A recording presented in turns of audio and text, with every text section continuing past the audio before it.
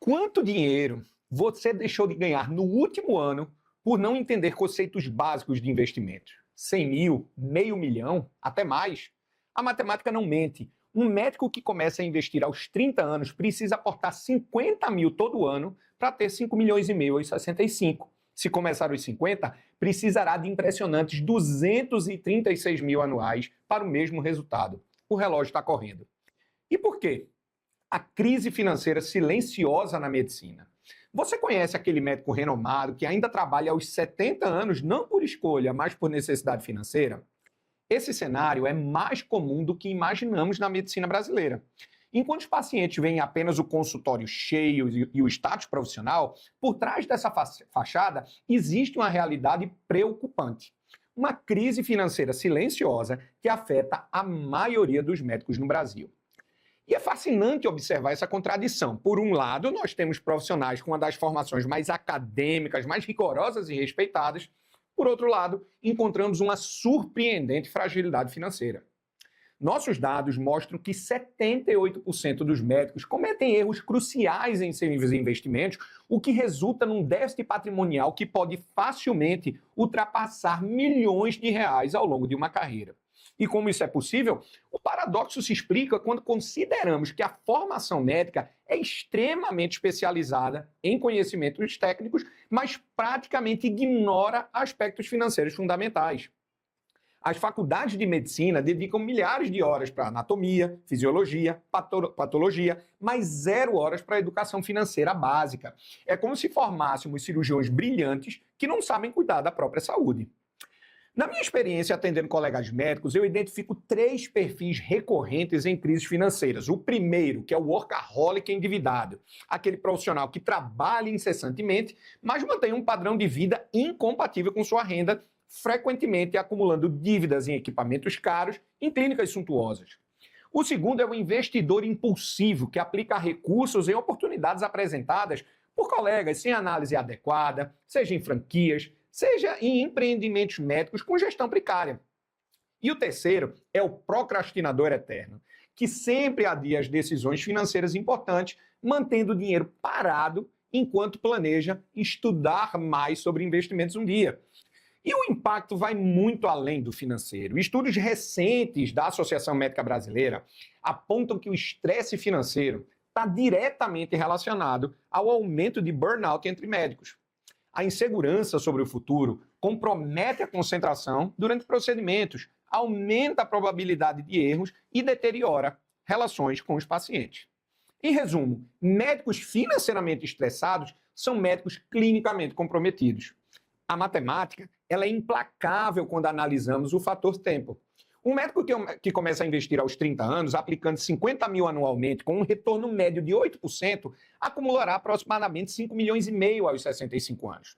Esse mesmo profissional, se começar apenas aos 50 anos, precisaria investir, como disse, impressionantes 236 mil por ano para alcançar o mesmo resultado.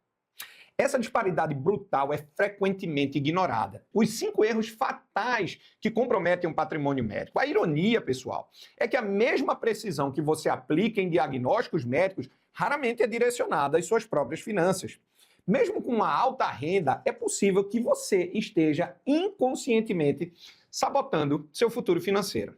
Vamos dissecar, como se fosse uma cirurgia meticulosa, os 5 erros fatais que comprometem o patrimônio médico brasileiro.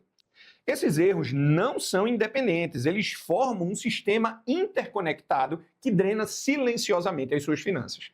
Quando um desses problemas se manifesta, geralmente aciona uma reação em cadeia que amplifica os demais. É como um quadro clínico complexo, onde múltiplos sintomas se potencializam. O primeiro erro fatal, pessoal, é a ausência de alfabetização financeira básica. Muitos profissionais da medicina confiam cegamente em assessores e gestores sem compreender fundamentos essenciais. Quando um médico não distingue entre taxa nominal e taxa real, ou não entende o impacto da inflação sobre os seus rendimentos, torna-se extremamente vulnerável. É como operar sem conhecer a anatomia. Simplesmente impraticável em medicina, mas surpreendentemente comum quando se trata das próprias finanças. O segundo erro é a negligência com a reserva de emergência. Um fundo que cubra de 6 a 12 meses de despesas não é apenas um conselho conservador, é um escudo protetor contra decisões precipitadas. Sem essa proteção, muitos médicos recorrem a empréstimos de alto custo ou liquidam investimentos em momentos inadequados quando surgem imprevistos. É o equivalente financeiro a não ter um kit de primeiros socorros em casa.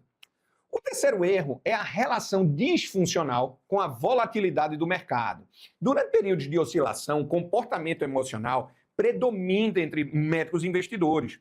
O pânico frequentemente resulta na clássica equação de comprar no topo e vender no fundo. A volatilidade, ela não é a sua inimiga. Ela, ao contrário, ela cria janelas de oportunidade para quem tem conhecimento, sangue frio, para agir contra o consenso. O quarto erro é o adiamento constante do planejamento previdenciário. A matemática dos juros compostos, como vimos, é implacável e não oferece atalhos. Cada ano de procrastinação tem um custo exponencial que nenhum aumento futuro de renda conseguirá compensar integralmente. O tempo perdido torna-se um diagnóstico irreversível para as suas finanças. Finalmente, o quinto erro é a mentalidade de compensação financeira exclusivamente através de mais trabalho. Muitos médicos, quando enfrentam dificuldades financeiras, recorrem automaticamente a mais turnos, a mais plantões, ao invés de otimizar como o seu capital atual pode trabalhar a seu favor. É a diferença crucial entre renda ativa, que consome seu tempo e energia, e renda passiva, que trabalha para você mesmo enquanto você dorme. Como? Estratégias financeiras específicas para a realidade médica. A renda passiva é apenas o começo de uma transformação financeira completa. E se ao invés de apenas evitar erros, você implementasse um sistema financeiro tão bem estruturado quanto os protocolos que você segue com seus pacientes? A diferença entre médicos financeiramente independentes e aqueles eternamente presos aos plantões está neste método que poucos conhecem. Vamos abordar o protocolo financeiro médico, um sistema em 5 etapas, adaptado às particularidades da carreira médica. Essa metodologia considera aspectos exclusivos da nossa profissão. A curva de renda não linear, períodos de especialização com baixa remuneração, seguidos por saltos significativos e a necessidade de adaptação constante às mudanças no sistema de saúde.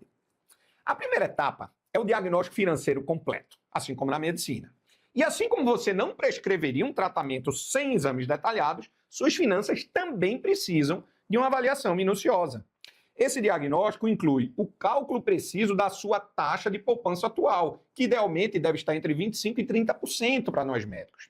O mapeamento de todos os seus ativos e passivos e a avaliação do seu número da independência financeira, ou seja, o montante que você precisará para viver dos rendimentos sem depender do trabalho ativo. Na etapa 2, construímos uma reserva de emergência calibrada especificamente para médicos. Diferente de recomendações genéricas, o valor ideal varia conforme a sua especialidade. Cirurgiões e especialistas estéticos com rendas mais sazonais devem manter reservas maiores, como 10, 12 meses de despesas.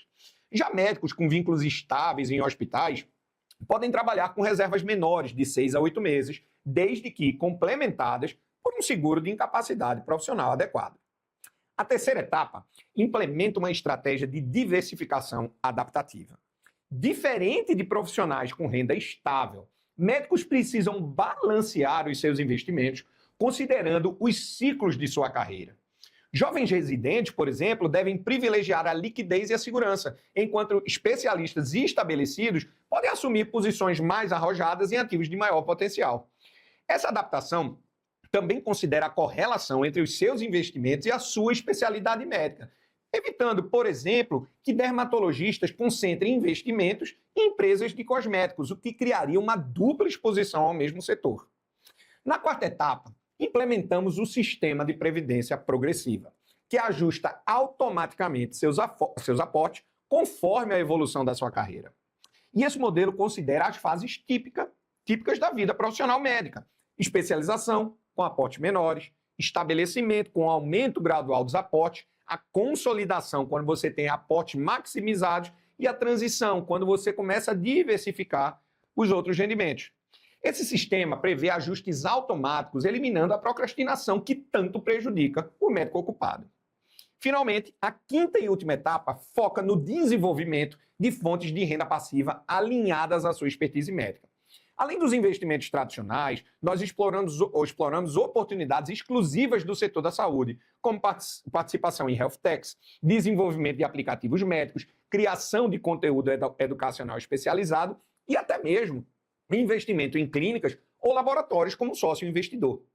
Essa diversificação permite que a sua experiência médica gere retornos financeiros mesmo quando você não está atendendo. E se cenários corporativos e o impacto das escolhas financeiras? Enquanto a sua expertise médica pode gerar retornos mesmo sem atendimentos, o divisor de águas entre médicos financeiramente livres e aqueles presos a plantões perpétuos frequentemente se resume a uma série de pequenas decisões tomadas no início da carreira. Vamos observar, como em um verdadeiro estudo controlado, o impacto dessas escolhas através de casos reais. Bem, imagine dois cardiologistas gêmeos formados pela mesma universidade, com idêntica especialização e salário inicial. A única diferença? Um começou a investir sistematicamente aos 30 anos, enquanto o outro decidiu aproveitar a vida e só iniciou os investimentos aos 40. Essa decisão aparentemente simples resultou em uma diferença patrimonial de mais de 10 milhões de reais aos 65 anos. Não por acaso, o primeiro conseguiu reduzir gradualmente sua carga de trabalho após os 55 anos, dedicando-se apenas aos casos que realmente o interessavam, enquanto que o segundo ainda mantém uma agenda sobrecarregada, lamentando não ter tempo para seus netos. Em outro caso revelador, duas cirurgiões plásticas com formação equivalente, clínicas próprias, seguiram também caminhos divergentes. A primeira, percebendo o potencial multiplicador dos seus investimentos, optou conscientemente por limitar sua agenda cirúrgica a 4 dias semanais, reinvestindo sistematicamente 30% dos seus rendimentos em ativos diversificados. A segunda, buscando maximizar ganhos imediatos, e expandiu progressivamente sua jornada, incluindo até finais de semana. Após 15 anos, a primeira cirurgiã reporta maior satisfação profissional, melhor qualidade de vida e, surpreendentemente, um patrimônio 40% superior, mesmo tendo realizado significativamente menos procedimentos. Particularmente instrutivo, pessoal, é o caso de 3 ortopedistas que enfrentaram a mesma crise econômica com abordagens bem distintas. O primeiro, em pânico com as quedas do mercado, liquidou quase todos os seus investimentos no pior momento possível. O segundo simplesmente paralisou, não vendendo nem comprando. E o terceiro, compreendendo que volatilidade gera oportunidades, manteve sua estratégia de aportes mensais e aproveitou para aumentá-los durante os períodos de baixa. 10 anos depois, o terceiro multiplicou seu patrimônio por 5 vezes, enquanto o primeiro ainda tenta recuperar as suas perdas.